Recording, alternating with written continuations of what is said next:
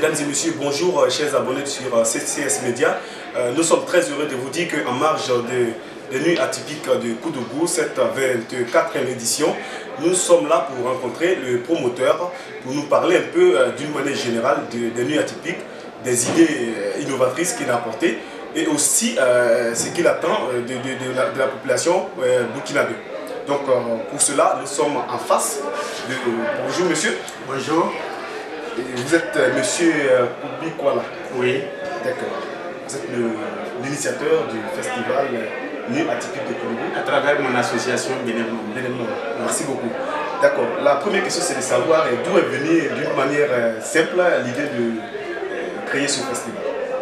L'idée de créer ce festival est venue du fait que moi-même j'ai créé une troupe artistique qui s'appelle la troupe Samba et qui tourne depuis 1982. Et pendant nos tournées, moi j'étais le responsable pendant plus de 15 ans, nous avons eu la chance de faire beaucoup de festivals. Et je me suis dit pourquoi nous ne pouvons pas créer un festival ici au Burkina, à Koudougou, à notre niveau. Et c'est ainsi qu'en 1996, nous avons eu la chance de nous produire dans deux festivals, l'un en France et l'autre aux Pays-Bas. Et ça m'a vraiment donné l'idée de mettre en place un festival ici en décembre 1996. Le nom Nuits atypiques de Koudougou, pourquoi vous avez choisi ce nom? J'ai choisi ce nom parce que l'atypisme vient du fait que quand tu viens au festival des Nuits atypiques de Koudougou, tu seras agréablement surpris de ce que tu vas rencontrer. Tu ne sais pas qu'est-ce que tu vas rencontrer, quelle relation tu vas faire, mais Dieu aidant, tu seras heureux à l'issue de ce festival. D'accord. Donc, est-ce que vous pouvez nous, d'une manière, ramasser une petite histoire de votre festival jusqu'à... Non, le festival, là, moi, j'ai le dénominateur commun de ce festival, là, c'est rassembler les gens qui ne se connaissent pas, mais qui vont se tolérer, qui vont s'accepter différents. Et c'est vraiment la rencontre de tous les peuples. Vous savez, notre festival, c'est un festival de musique et de danse, mais c'est un festival international, musique du monde. Chaque année, compte tenu de l'insécurité, vous ne pourrez pas inviter tous les pays, voire tous les continents. Sinon, au départ, nous avons toujours les 4 continents ici présents à Koudougou par rapport à ce festival. Pour dire que si tu connais la culture de l'autre, si tu l'acceptes différent de toi, le vivre ensemble est très simple. Et comment on appelle ça? Vous avez parlé sur ce début. Qu'est-ce qu'on peut retenir réellement comme difficultés durant tout ce temps d'organisation? Non, chaque édition a ses difficultés. Mais plus on va, mieux on maîtrise toutes les difficultés. Mais tu ne peux pas dire que tu peux faire une activité sans difficulté. Il y a sûrement des difficultés majeures, des difficultés moyennes. Mais vraiment, chaque problème a sa solution, si c'est un vrai problème. D'accord. Voilà. Parler de cette 24e édition, vous avez choisi le thème diaspora et promotion de la culture. Pourquoi le choix de ce thème? Le choix de ce thème vient du fait que dans nos nombreux voyages, nous sommes aperçus que le Burkinabé voyage avec sa culture. Et quand il est dans un endroit, il a envie de faire une création, une association pour dire que je suis toujours Burkinabé. Je me montre burkinabé, je vais avoir des apports culturels de votre pays, mais je vais m'enrichir de votre pays pour repartir chez moi, peut-être leur montrer que je ne suis pas à 100% burkinabé aujourd'hui, mais je suis de deux cultures. C'est ça que je voulais que les gens sachent, que ceux qui sont sortis et ceux qui sont là, la mentalité n'est pas le même, mais le fond reste le même. On est burkinabé à 100%. D'accord. Qu'est-ce que vous avez fait concrètement qui est en relation avec ce thème cette année? Mais voici déjà le panel. Et aussi l'invitation, le parrain vient, c'est un diaspora, il vient des États-Unis, il représente toute la diaspora du monde. Et les groupes aussi que nous avons invités, c'est pour montrer que nous sommes en bonne collaboration, nous avons une coexistence pacifique entre nous et les pays voisins. Vous avez le Niger, le Mali, la Côte d'Ivoire, des groupes artistiques qu'on invite de ces pays-là. Oui. Est-ce qu'on peut avoir une idée sur le coût global de l'organisation de cette équipe? Non, le budget prévisionnel était de 100 millions, mais le budget de réalisation, c'est après le festival qu'on saura combien on a dépensé. D'accord.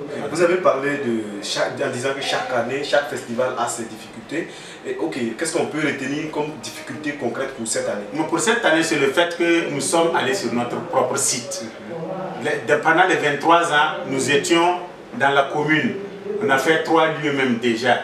Et nous sommes maintenant sur notre site. Ce n'est pas facile de commencer quelque chose dans un lieu vierge. Vous avez vu, il fallait racler le terrain, il fallait l'entourer, il fallait le faire vivre. Ça, c'est une grande difficulté. Parce que ça nous prend du temps pour ne pas nous occuper peut-être de l'artistique. Parce qu'un festival, c'est l'artistique qui compte plus que tout le reste. Les gens pensent que c'est les maquis. Non, pour moi, c'est l'artistique qui compte. C'est la promotion de nos artistes qui compte pour moi. D'accord.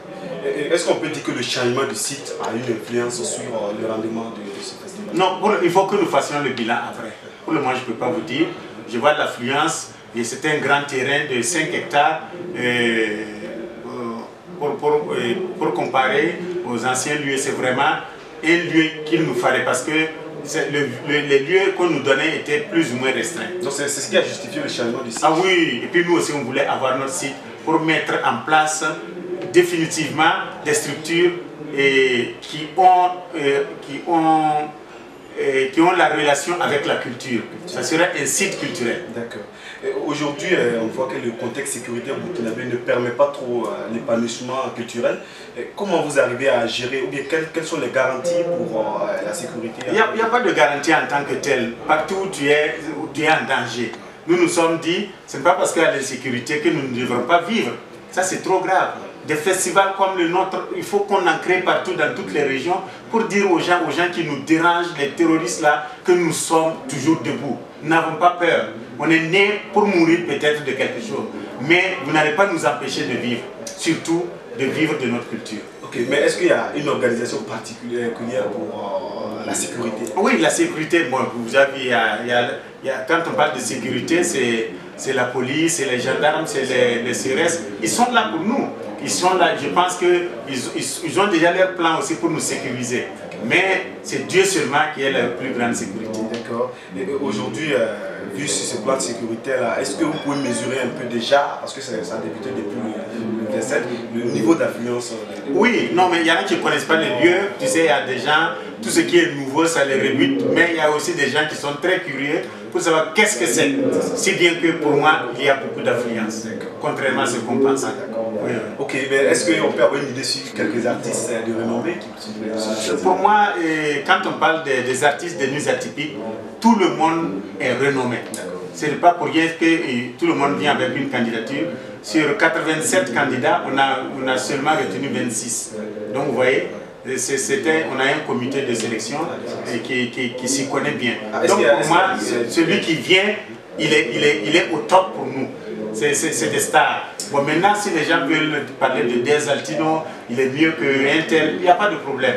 Mais chacun trouve son compte. Donc il y a un critère de sélection. Il y a un critère de sélection. Il faut non, la sélection, c'est d'abord être artiste confirmé. Ça, c'est un. Avoir un manager qui t'aide à gérer ta carrière, avoir fait des clips, avoir presté déjà quelque part.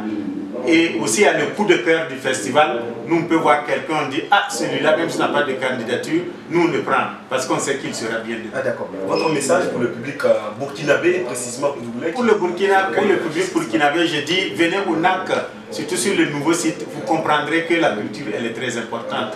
Et que nous mettons tout notre cœur, toute notre énergie pour que ce site-là soit le plus agréable possible.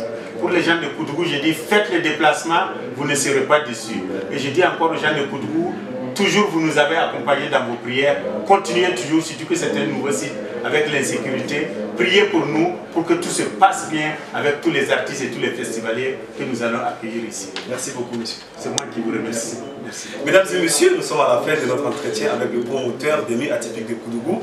Merci beaucoup. Abonnez-vous sur CS Media pour ne pas rater quelque chose sur cette 24e édition. Merci beaucoup et à plus.